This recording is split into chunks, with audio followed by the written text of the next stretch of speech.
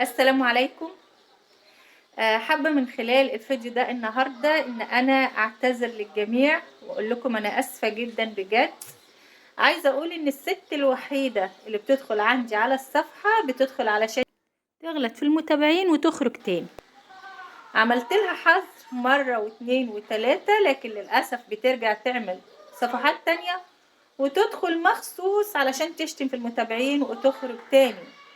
اولا انا ما اعرفكيش ولا اعرف بلدك ولا اعرف جنسيتك ولا اعرف عنك اي حاجة علشان تعملي كده.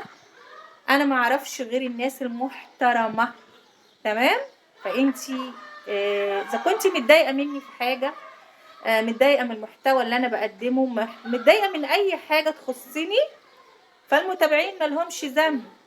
انتي لو انسانة محترمة ما تدخليش تشتمي في المتابعين علشان هم ملهمش ذنب.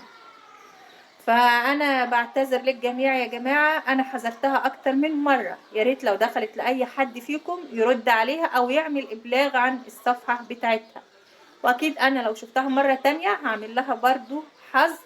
فانا اسفه جدا وسامحوني، ده انا غير مسؤوله عن خطأ الغير، سامحوني للمرة الألف، وبعتذر للمرة الألف، أنا غير مسؤولة عن خطأ الغير. جمعة مباركة عليكم جميعا، سلام.